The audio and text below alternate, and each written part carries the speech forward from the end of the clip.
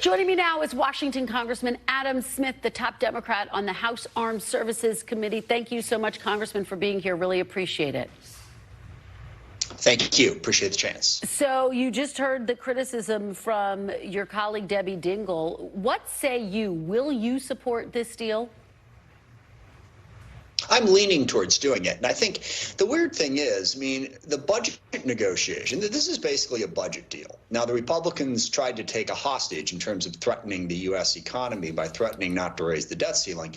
But this is an agreement that we probably would have come to anyways, because the budget runs out on October 1st. Every year in Congress, we negotiate the budget, sometime between the April and October timeframe. And if we don't get an agreement, we've had government shutdowns in the past, we've had continuing resolutions, we've had extended periods of time where we couldn't get the budget done.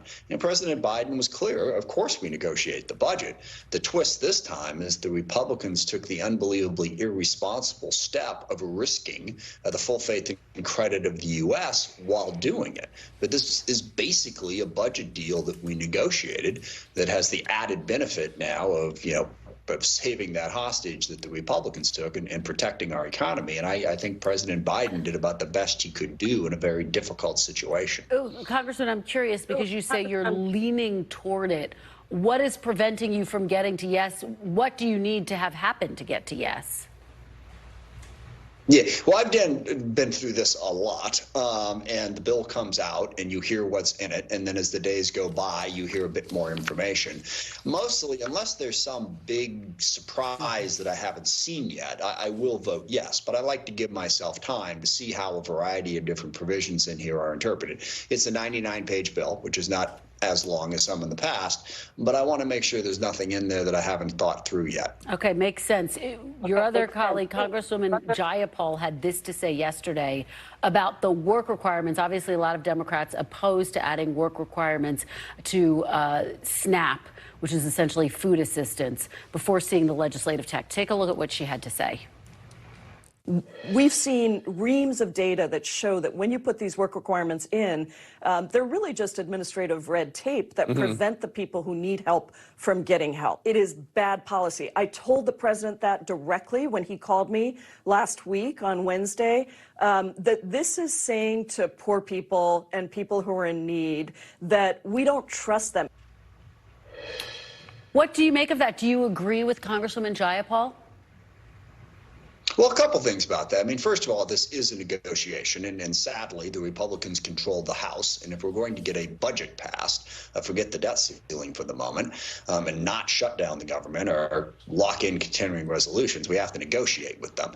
And I think that's what the president did. And he protected a lot of the stuff that the Republicans had been going after. They wanted to cut all manner of domestic programs back to the 2022 levels. They wanted to undo the Inflation Reduction Act. They wanted to take back a lot more money than they ultimately got from a lot of the COVID relief money that we passed. So you have to negotiate through that. In terms of the work requirements, personally, I hear what Congressman Jayapal is saying. There is the risk that people won't know how to comply with these and they will be denied benefits that they otherwise should have gotten. But I think the key there is to make sure that people do comply with that. And there are provisions. You have to be able-bodied, basically. If you are in any situation where you're disabled, you are not required to do this. I don't know that I'm enthusiastic about the work requirements, but I don't think when you're talking about SNAP and TANF that it's that unreasonable. Basically what they did, there have been work requirements in place up to 49. Right. They now put those work requirements in place up to 54. Do you think, though, Congressman, do you think that President Biden gave away too much, and do you think that part of that is because he started these negotiations so late in the process? Yeah, I don't. And that's really kind of a myth. He did not start these negotiations late in the process. And that's what was so confused. The main thing I'll be critical of President Biden on is he never should have said up front, I'm not going to negotiate over the debt ceiling. I know what he meant. I do, but it didn't come off clearly to the American people. So that was a strategic error in your mind, Congressman? That was a strategic error? Absolutely. I would say more tactical than strategic, but yes. And look, at the end of the day, as he said, of course we're going to negotiate the budget. That's what we do every year. And every year that the Republicans control one part of it and Democrats control the other, those are tough negotiations. And frequently those negotiations drift into December. Here, we got the budget negotiation done. That's what the president negotiated over. He negotiated over what is the budget going to be. The Republicans took that hostage of the debt ceiling. So we had to force that in to get the debt ceiling raised as well. But this is a budget agreement. And that's what the president was negotiating. He didn't wait. I mean, they've been negotiating this. The president introduced his budget in March, I think it was, first week of March. He put his offer on the table 2 months ago. You know, it's interesting. One of your colleagues, Ro Khanna, told NBC News, quote, "My sense is a large majority of the House Democratic caucus is in flux as to where they're going to be on this." Is that your sense? Do you think Democrats are in flux and therefore is this in real jeopardy?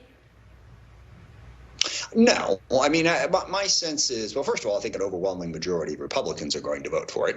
And I think maybe half the Democrats will probably vote for it as well. I think the holdup on the Democratic side is a couple of things, a couple of very legitimate things. On the work requirements, on the permitting reform, I think there are concerns. And then I think there's the broader philosophical point that you've brought out is, oh my gosh, this looks like we gave in to the terrorist tactics of the Republicans. And at the end of the day, as I said, that's not really what happened here. We negotiated a budget deal that we were going to have to negotiate no matter what. But I think a lot of Democrats are concerned that we were negotiating around the debt ceiling when we're really negotiating a budget deal. And I think the president did a pretty good job in tough circumstances. Look, the Republicans control the House. Yeah. We can't pass anything without some sort of an agreement. I just spoke to, obviously, Congressman Johnson. He expressed real optimism, I would say, that this is going to get to the president's desk by June 5th, that deadline. How optimistic are you that this will pass, that this will get to President Biden's desk and that the country will avoid default?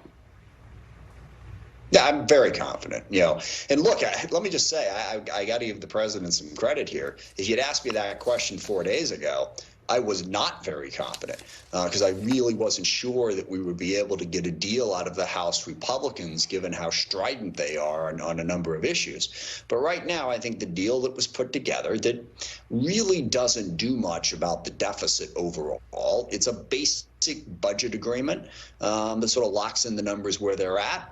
I'm pretty confident that it'll get through the House. The Senate may take a couple extra days because of their procedural hurdles, but it sounds like this has decent bipartisan support, even though it's not perfect. This is not what I would have ideally implemented. But again, politics is about compromise. You have to get the votes, House, Senate, and the White House. And if we didn't get the votes, then you'd have the debt ceiling, but you'd also have a government shutdown, and you wouldn't have any of these programs being funded. Ultimately, we had to get a budget deal. All right. Congressman Adam Smith, thank you so much for joining us on this Memorial Day. We really appreciate it. It is good to see you. Thank you.